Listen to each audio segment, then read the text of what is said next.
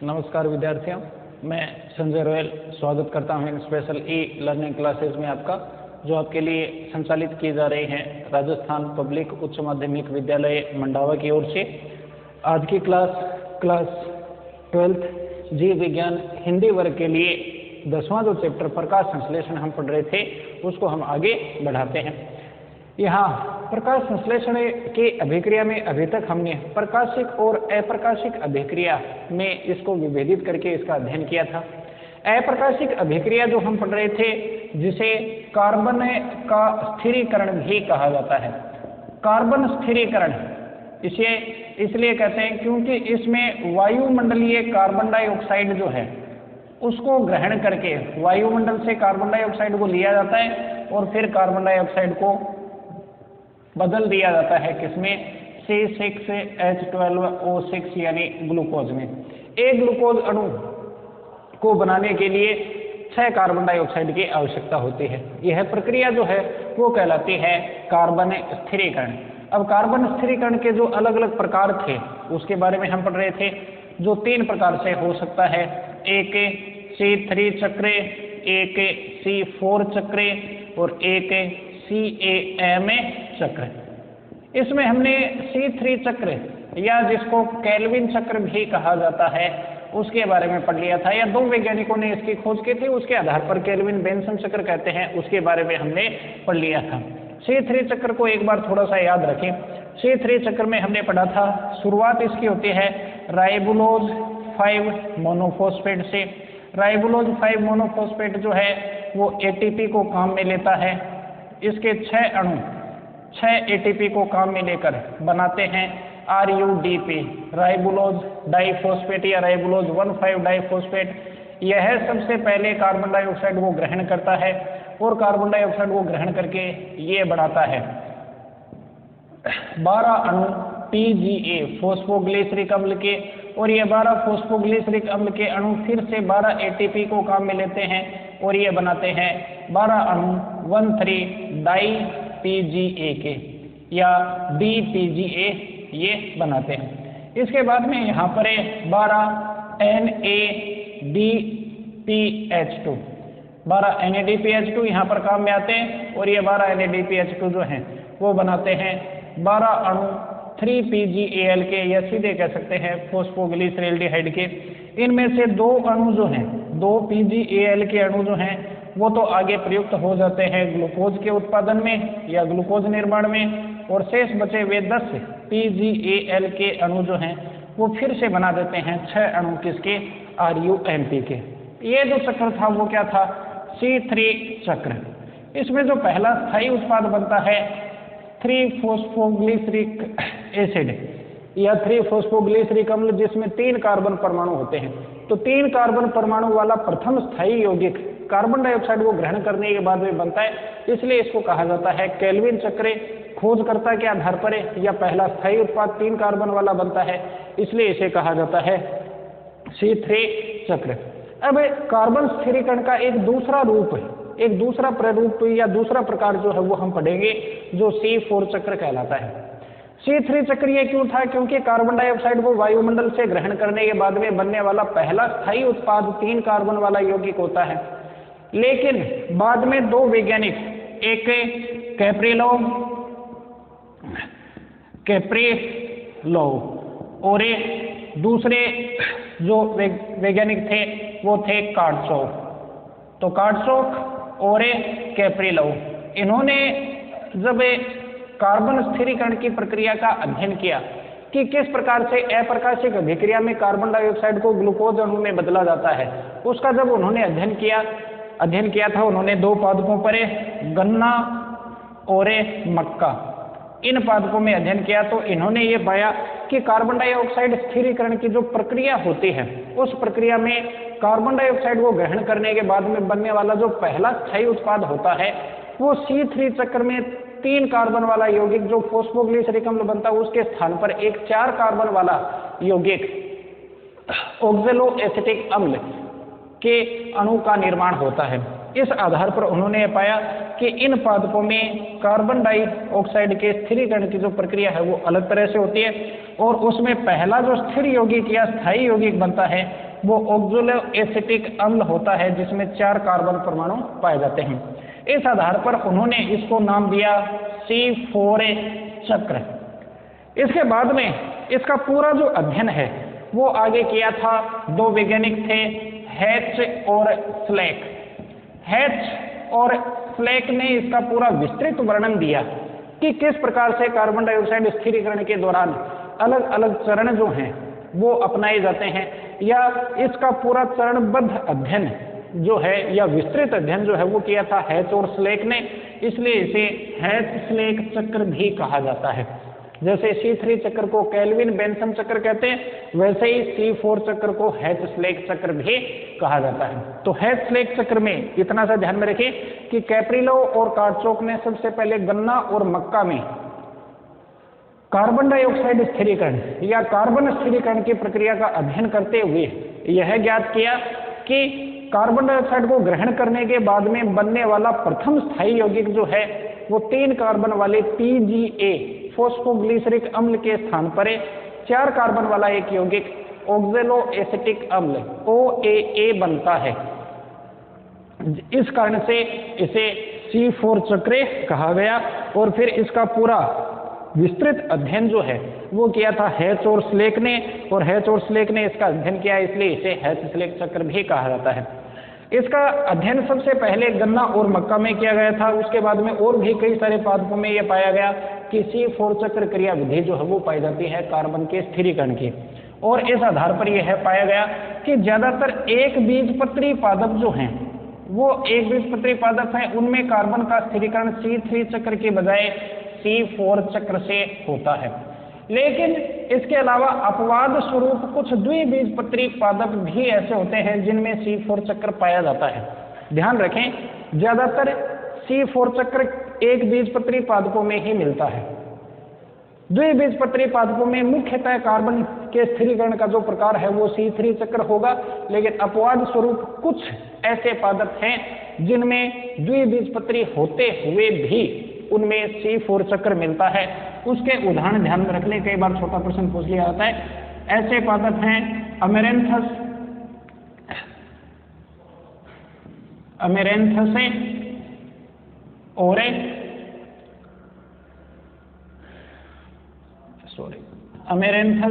ओरे, दूसरा जो पादप है वो है यूफोर्बिया।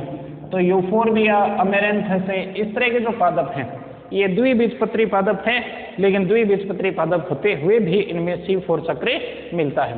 अब हम C4 चक्र की पूरी विस्तृत क्रिया विधि जो है उसका अध्ययन हमें यहाँ पर करेंगे, लेकिन C4 चक्र की पूरी क्रिया विधि का विस्तृत अध्ययन हम करें उससे पहले C4 चक्र जिन पादपों में पाया जाता है, जिनको हम C4 पादप कहेंगे, उन C4 पादपों में मिलने वाली उनकी जो आंतरिक संरचना है उसका अध्ययन करना आवश्यक है।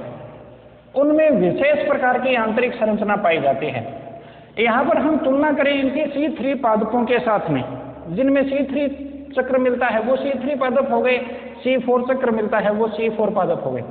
C3 पादपों में यदि हम देखें तो एक पर्ण या एक पत्ती जो है उसमें ऊपर की तरफ पाई जाती है ऊपरी बाह्य त्वचा, नीचे की तरफ पाई जाती है निचली बाह्य त्वचा। इसके बीच में संवहन के लिए संवहन ऊतक मिलते हैं, जाइलम और फ्लोएम। इसके अलावा इनके चारों ओर पाई जाती हैं अनेकों कोशिकाएं जो प्रकाश संश्लेषण का कार्य करती हैं। ये प्रकाश संश्लेषण का कार्य करने वाली जो कोशिकाएं हैं इनको कहते हैं पर्ण मध्योतक कोशिका।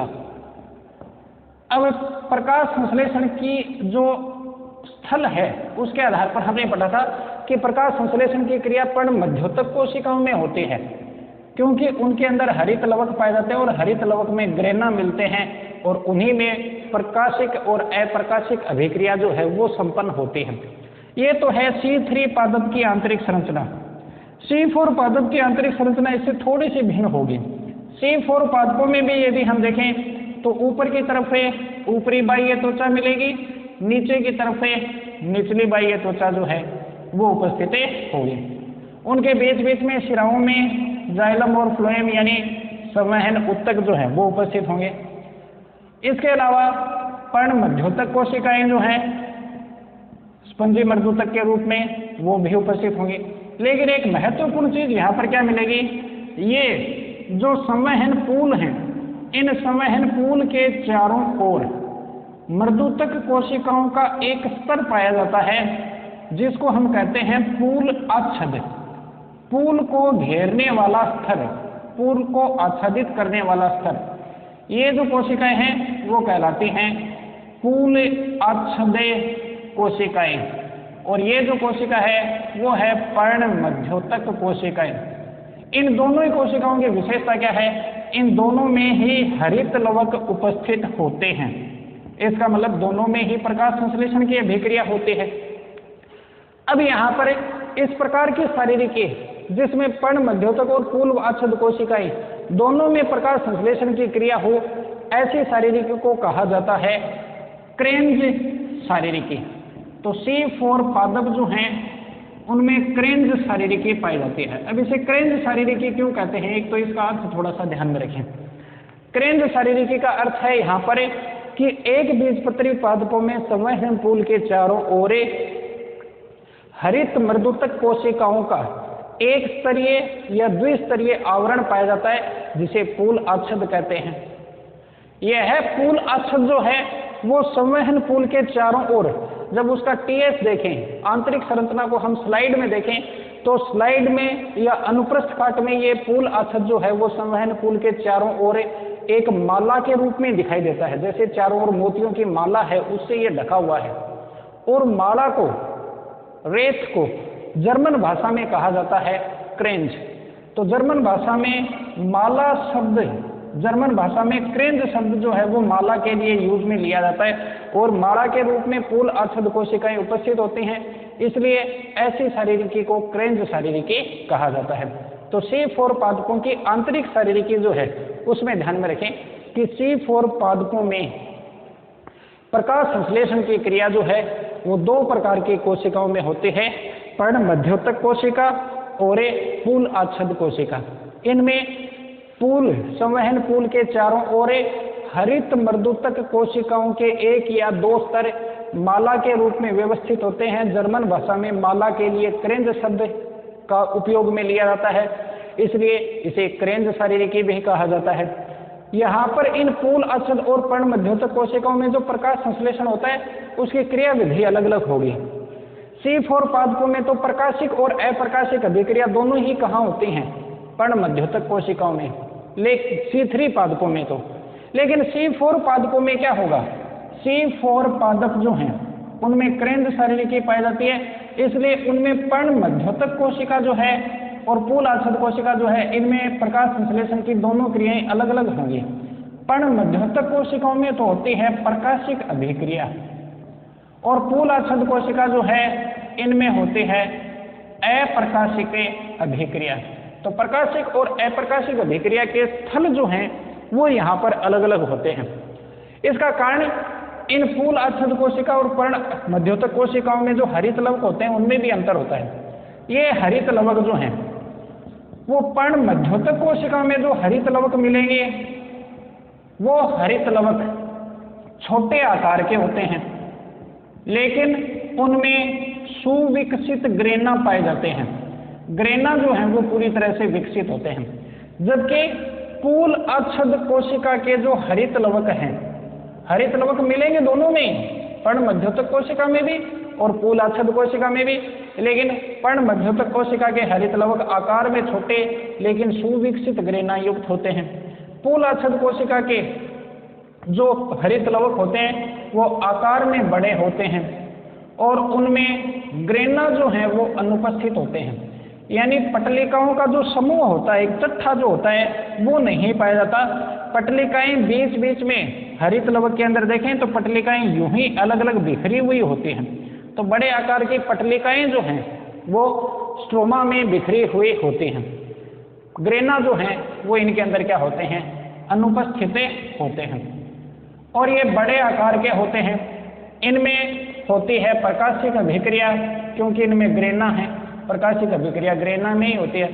इनमें ग्रेना अनुपस्थित है, केवल स्ट्रोमा भाग ज्यादा विकसित होता है, इसलिए इनमें होती है अप्रकाशिक अभिक्रिया। और अप्रकाशिक अभिक्रिया में ही कार्बन डाइऑक्साइड का स्थिरीकरण होता है और ग्लूकोज बनता है या भोजन बनता है, जो बाद में स्टार्च के रूप में जमा हो जाता है। इसलिए इनके हरित लवक में स्टार्च का संचय भी होता है। तो इस आधार पर देखें तो क्रेन्ज शारीरिकी को एक बार एक शब्द में देख लें, एक बार एक साथ में देख लें। C4 पादपों में विशेष प्रकार की आंतरिक शारीरिकी पाई जाती है, उनकी पत्तियों में विशेष प्रकार की आंतरिक शारीरिकी पाई जाती है। C4 पादपों में प्रकाश संश्लेषण की अभिक्रिया दो अलग अलग प्रकार की कोशिकाओं में होती है। प्रकाशिक अभिक्रिया पर्णमध्योतक कोशिकाओं में होती है, अप्रकाशिक अभिक्रिया पूलाच्छद कोशिकाओं में होती है। पूलाच्छद कोशिकाएं संवहन पूल के चारों ओर मर्दूतक कोशिकाओं के एक या दो स्तर होते हैं, जो माला के रूप में पूल संवहन पूल के चारों ओर व्यवस्थित होते हैं। इसलिए इसे कहा जाता है क्रेन्ज शारीरिकी, क्योंकि माला शब्द जो है उसके लिए जर्मन भाषा में क्रेन्ज शब्द काम में लिया जाता है, इसलिए इसे क्रेन्ज शारीरिकी कहते हैं। पर्णमध्योतक की कोशिकाओं में पाए जाने वाले जो हरित लवक होते हैं वो छोटे आकार के और सुविकसित ग्रेना युक्त होते हैं, जिनमें प्रकाशिक अभिक्रिया होती है। जबकि पूलाच्छद कोशिकाओं के हरित लवक जो है वो आकार में बड़े और ग्रेना रहित होते हैं। इनमें अप्रकाशिक अभिक्रिया होती है और इनमें स्टार्च का या फिर मंड का संचय भी यहाँ पर होता है। अब यहाँ पर इसके बाद में हम पढ़ते हैं C4 चक्र की क्रिया विधि। C4 चक्र की क्रिया विधि जो है इसको हम समझें तो इसके लिए ध्यान में रखें कि सबसे पहले वातावरण से प्रकाशिक अभिक्रिया जो है वो यहाँ पर होगी और वातावरण से जो कार्बन डाइऑक्साइड आती है पत्ती में इंटर करती है, पर्ण के अंदर पहुंचती है, तो वो पहले किसके संपर्क में आती है? पर्ण मध्योतक कोशिका में। तो कार्बन डाइऑक्साइड पहले तो पर्ण मध्योतक कोशिकाओं में पहुंचेगी, फिर उसके बाद में अप्रकाशिक अभिक्रिया में उसका प्रवेश होता है, यानी इस कोशिका के माध्यम से होते हुए यहाँ पर पहुंचती है। इसलिए इस आधार पर इसको ध्यान में रखेंगे, यानी दोनों कोशिकाओं का योगदान जो है वो C4 चक्र में होगा। अब C4 चक्र की क्रिया विधि को हम एक आरेखीय चित्र जो है या रेखा चित्र जो है उसके माध्यम से समझते हैं। तो यहाँ पर हम C4 चक्र की क्रिया विधि जो है इसको हम इस रेखा चित्र से प्रदर्शित करते हैं। रेखा चित्र में बस सीधा सा ध्यान में रख लें, रेखा चित्र याद है तो इसके बाद में वर्णन करना जो है वो आसान सा होगा। एक पर्ण में हमने पढ़ा था बाहर की तरफ जो कोशिकाएं होती हैं, जो पत्ती की सतह के पास वे कोशिकाएं होती हैं, ऊपरी सतह निचली सतह, वो कोशिकाएं तो हैं पर्ण मध्योतक कोशिकाएं। और भीतर संवहन पूल के चारों ओर जो कोशिकाएं हैं वो कोशिकाएं हैं पूल आच्छद कोशिकाएं। प्रकाशिक अभिक्रिया जो है वो इनमें होती है, अप्रकाशिक अभिक्रिया है वो इन कोशिकाओं में होती है। अब यहाँ पर इनमें प्रकाशिक अभिक्रिया तो हो ही रही है, साथ ही वातावरण के सीधे संपर्क में या वायुमंडल के संपर्क में भी पर्ण मध्योतक कोशिकाएं, इसलिए कार्बन डाइऑक्साइड भी पहले आएगी तो यहीं पर, लेकिन भोजन का निर्माण जो है अप्रकाशिक अभिक्रिया के द्वारा वो पूल आच्छद कोशिकाओं में होगा। कैसे? इसमें सबसे पहले C4 चक्र की क्रिया विधि जो है उसकी शुरुआत होती है पर्ण मध्योतक कोशिकाओं में। पर्ण मध्योतक कोशिकाओं में 3 कार्बन वाला एक यौगिक पाया जाता है जिसको हम कहते हैं PEP। इसका पूरा नाम हो जाएगा PEP का, वो याद रख लें, फोस्फोइनोले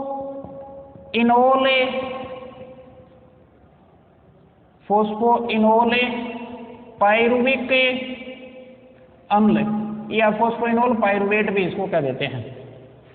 ये फोस्फोइनोल पाइरुविक अम्ल जो है जिसमें 3 कार्बन हैं, ये वायुमंडल से 1 कार्बन डाइऑक्साइड को लेता है। इस तरह से कुल मिलाकर कार्बन 3 और 1 4 हो जाते हैं और 4 कार्बन वाला एक यौगिक, पहला स्थायी यौगिक जो है वो बनता है कार्बन डाइऑक्साइड को ग्रहण करने के बाद में, वो होता है OAA, ऑक्सेलो एसिटिक अम्ल। तो ऑक्सेलो एसिटिक अम्ल बनता है। यह है 4 कार्बन वाला यौगिक जो है वो पहला स्थायी उत्पाद है, इसीलिए इसे क्या कहा जाता है? C4 चक्र भी कहा जाता है। अब इसके बाद में ये ऑक्सेलो एसिटिक अम्ल जो है इसका एक अणु एक NADPH2 को काम में लेता है। यहाँ पर इसका अपचयन हो जाता है और ये NADP में कन्वर्ट हो जाता है और यह अपचयन कर देता है किसका? मैलिक अम्ल का। मैलिक अम्ल अपचयन कर देता है ऑक्जेलो एसिटिक अम्ल का, और ऑक्जेलो एसिटिक अम्ल को किस में बदल देता है, मैलिक अम्ल में परिवर्तित कर देता है। तो सबसे पहले 3 कार्बन वाला फॉस्फोइनोल पायरुविक अम्ल कार्बन डाइऑक्साइड वो ग्रहण करके 4 कार्बन वाला एक यौगिक ऑक्जेलो एसिटिक अम्ल बनाता है। ऑक्जेलो एसिटिक अम्ल NADPH2 अणु का उपयोग करते हुए मैलिक अम्ल में परिवर्तित हो जाता है। यह मैलिक अम्ल जीवद्रव्य सेतु के माध्यम से, कोशिका भित्ति के बीच में जो स्थान होते हैं उनको कहते हैं जीवद्रव्य सेतु, उनके माध्यम से दोनों कोशिकाओं के जीवद्रव्य आपस में जुड़े हुए हैं। तो इसलिए मैलिक अम्ल यहाँ इस कोशिका के जीवद्रव्य से इस कोशिका में, यानी पर्ण मध्योतक कोशिका से पर्ण मध्योतक कोशिका में बनने वाला जो मैलिक अम्ल है वो किस में आ जाता है, पूल आच्छद कोशिका में। ये पूल आच्छद कोशिका में आएगा, पूल आच्छद कोशिका में पहुंचता है तो इसमें 4 कार्बन है।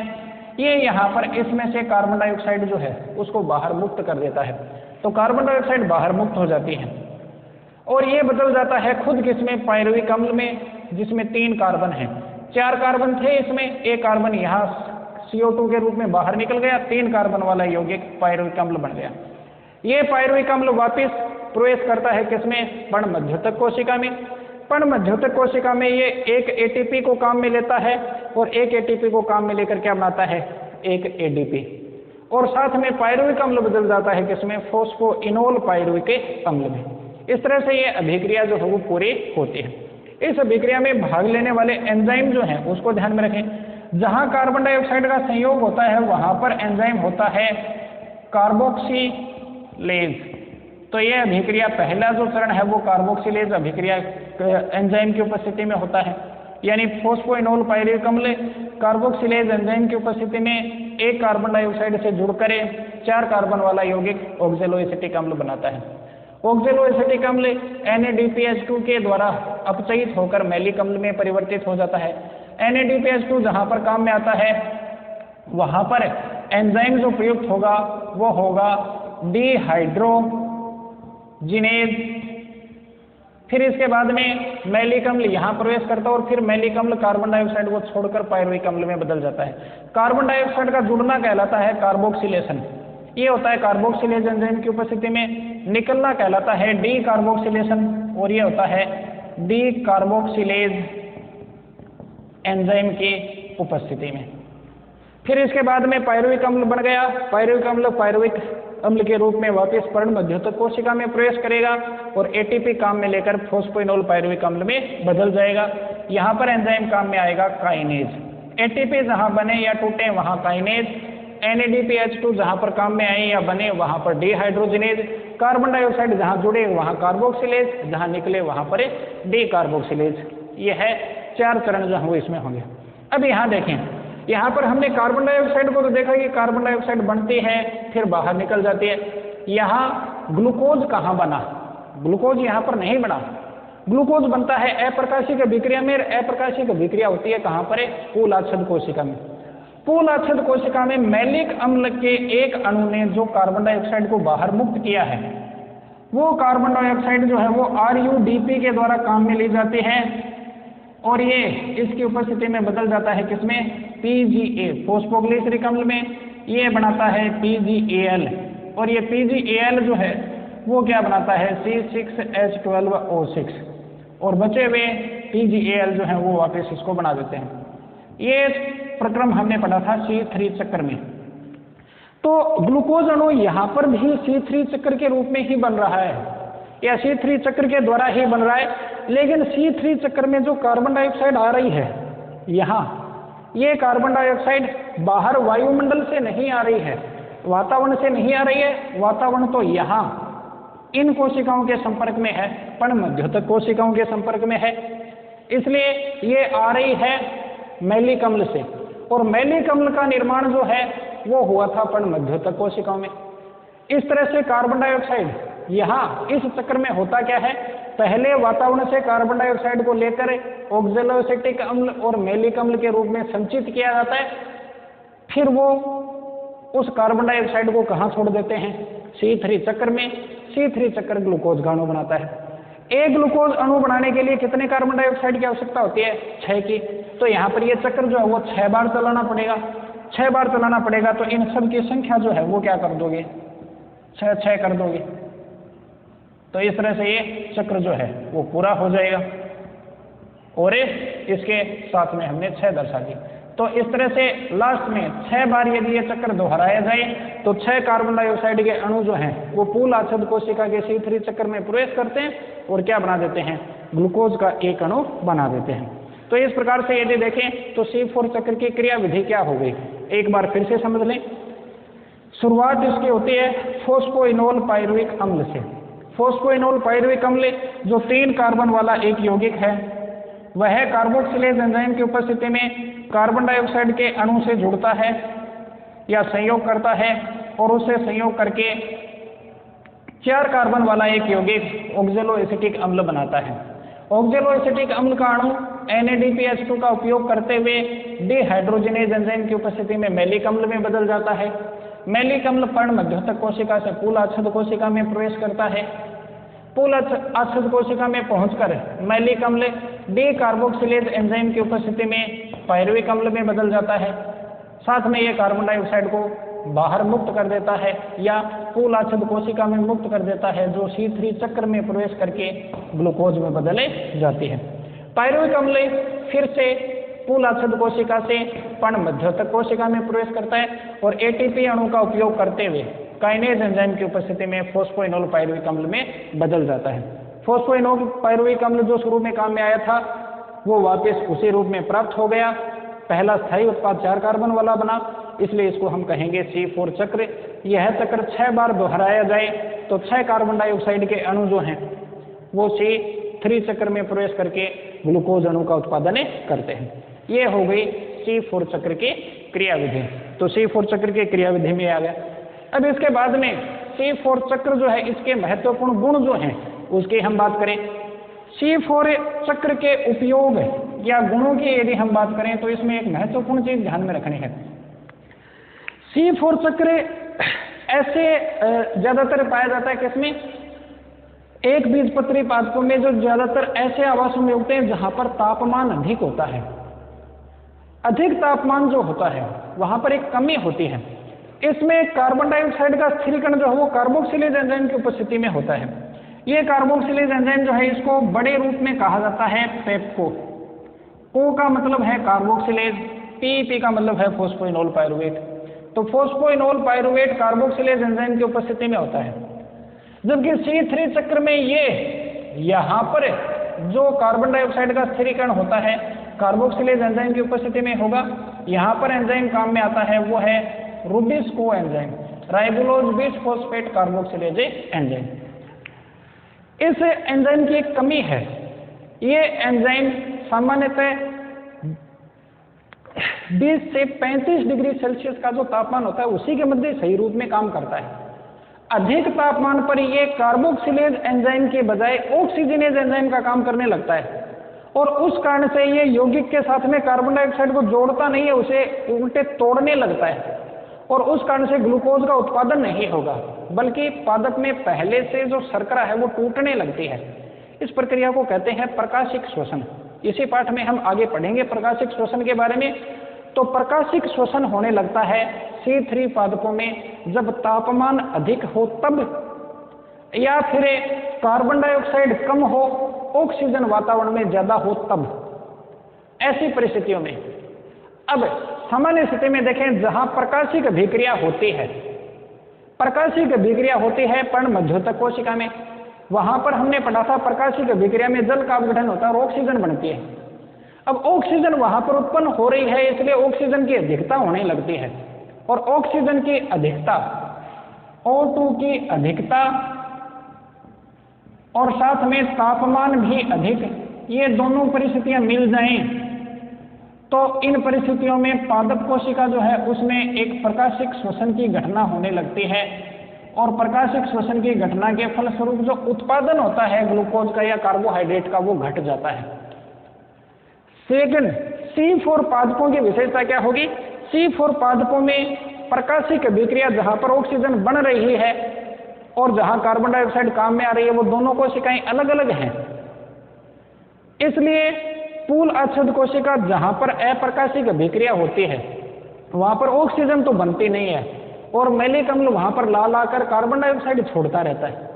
इसलिए रुबिस्को एंजाइम ऐसी परिस्थिति में होता है जहां कार्बन डाइऑक्साइड अधिक होती है और साथ ही यह कोशिका पत्ती के भीतर मिलती है, भीतरी परतों में होती है, इसलिए तापमान से भी इतनी ज्यादा प्रभावित नहीं रहती, यानी छाया में रहती है, ढकी हुई रहती है। इसलिए इसमें प्रकाशिक श्वसन नहीं होता और प्रकाशिक श्वसन C4 पादपों में नहीं होता, इसलिए उनका उत्पादन जो है वो क्या हो जाता है, अधिक हो जाता है।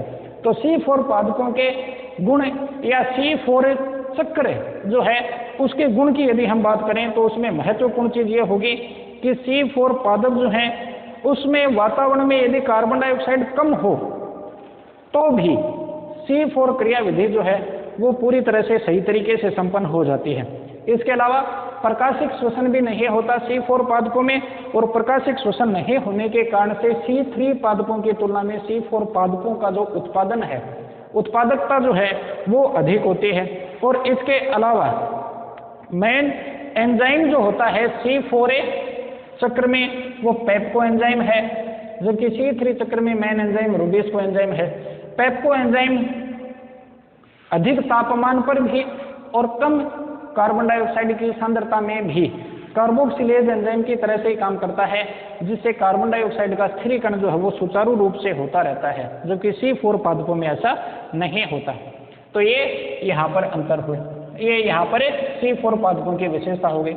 अब इसके बाद में एक अंतिम चीज जो है वो हम पढ़ लेते हैं, वो है C3 और C4 पादपों में अंतर या C3 और C4 चक्र में अंतर। एक ही बात है, तो इस अंतर को यहाँ पर हम पढ़ेंगे तो जो जो चीजें हमने ध्यान में रखी हैं उनके आधार पर वो अंतर जो है उनको बताना है आपको। अंतर वगैरह जो है उनको हम बनाकर चलें।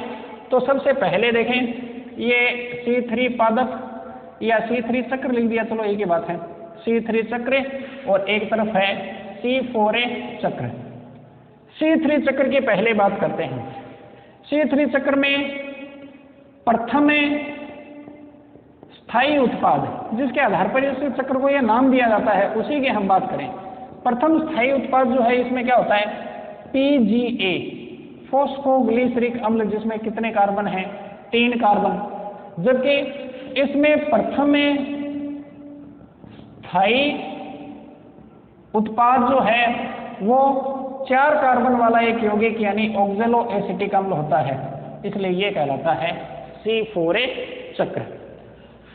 वातावरण से सबसे पहले जो कार्बन डाइऑक्साइड ग्रहण करता है, CO2 को सबसे पहले ग्रहण करने वाला CO2 प्राथमिक ग्राही, CO2 का प्राथमिक ग्राही अणु जो है वो होता है RUDP, जिसमें 5 कार्बन होते हैं। वो एक ऑक्सीजन को लेकर PGA के 2 अणु बना देता है, जबकि इसमें CO2 का प्रथम ग्राही जो है, प्रथम कार्बन डाइऑक्साइड ग्राही, वो अणु होता है 3 कार्बन वाला एक यौगिक PEP, ये जिसमें 3 कार्बन है। तो ये भी एक अंतर हो गया। इसके अलावा तीसरा अंतर जो है वो देखें, C3 चक्र में प्रकाशिक अभिक्रिया और अप्रकाशिक अभिक्रिया दोनों ही अभिक्रियाएं यानी पूरा प्रकाश संश्लेषण जो है वो कहां पर होता है, केवल एक ही प्रकार की कोशिका में, यानी कह सकते हैं किसमें, पर्ण मध्योतक कोशिका में। तो C3 चक्र केवल पर्ण मध्योतक कोशिका में होता है, जबकि C4 चक्र जो है वो 2 अलग अलग कोशिका, पर्ण मध्योतक और पूल आच्छद कोशिका, दोनों में संपन्न होता है। या कार्बन के स्थिरीकरण में केवल पर्ण मध्योतक कोशिका भाग लेती है, कार्बन स्थिरीकरण में पर्ण मध्योतक और पूल आच्छद दोनों प्रकार की कोशिकाएं जो हैं वो भाग लेती हैं। एक और अंतर जो है इनको हम देखें, C3 चक्र जिन पादपों में पाया जाता है, C3 पादपों में, उनमें क्रेन्ज शारीरिकी नहीं पाई जाती, क्रेन्ज शारीरिकी अनुपस्थित होती है, यानी ये पर्ण मध्योतक और पूल आच्छद कोशिकाएं होती नहीं है। जब इनमें क्या होगा, पूल आच्छद कोशिका और पर्ण मध्योतक कोशिकाएं दोनों उपस्थित होते हैं, यानी इनमें क्रेन्ज शारीरिकी उपस्थित होती है। यह क्रेन्ज शारीरिकी जो है वो इनमें पाई जाती है। इसके अलावा इसमें कार्बोक्सिलेशन के लिए उत्तरदायी जो एंजाइम है वो एंजाइम है रुबिस्को। ये रुबिस्को एंजाइम कार्बोक्सिलेज एंजाइम की तरह से काम करता है। जबकि C4 पादप जो हैं इनमें दो एंजाइम भाग लेते हैं, पहले पेप्को एंजाइम की उपस्थिति में और फिर रुबिस्को एंजाइम की उपस्थिति में। पर्ण मध्योतक कोशिका में तो पेप्को एंजाइम होता है, पूलाशद कोशिका में रुबिस्को एंजाइम होता है। दोनों एंजाइम भागे लेते हैं या दोनों एंजाइमों का योगदान जो है वो इसमें होता है। एक और अंतर, प्रकाशिक श्वसन की घटना जो है, प्रकाशिक श्वसन ये C3 पादपों में होता है, जबकि C4 चक्र या C4 पादप उनमें प्रकाशिक श्वसन की प्रक्रिया जो है वो नहीं पाई जाती या ये अनुपस्थित होती है। प्रकाशिक श्वसन होने के कारण से इन पादपों की उत्पादकता जो है वो क्या है, कम, जबकि C4 पादप जो हैं उनमें प्रकाशिक श्वसन नहीं होता, इसलिए इन पादपों की उत्पादकता जो है वो क्या होती है, अधिक होती है।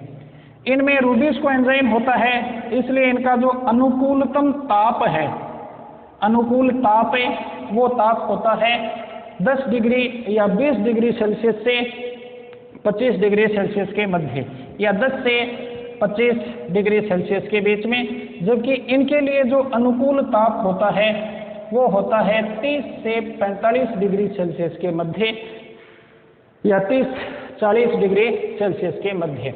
ये यानी उच्च ताप पर भी क्या होते हैं, प्रभावी होते हैं। तो ये कुछ अंतर जो है वो C3 और C4 पादपों में हो जाएंगे। तो आज हमने एक महत्वपूर्ण प्रश्न एग्जाम के लिहाज से पढ़ा, C4 चक्र क्या होता है, C4 चक्र में जो क्रेंज शारीरिकी पाई जाती है वो क्रेंज शारीरिकी क्या है, और C4 चक्र की क्रियाविधि जो रेखा चित्र हमने पढ़ा था उसके अनुसार उसका वर्णन करना। और एक महत्वपूर्ण चीज, C3 और C4 चक्र में या C3 और C4 पादपों में अंतर जो है वो हमने पढ़ा। इसके बाद में आगे कार्बन डाइऑक्साइड स्थिरीकरण का जो तीसरा प्रकार या तीसरा तरीका होता है CAM चक्र, उसे हम अगली क्लास में पढ़ेंगे। आज के लिए इतना ही, धन्यवाद।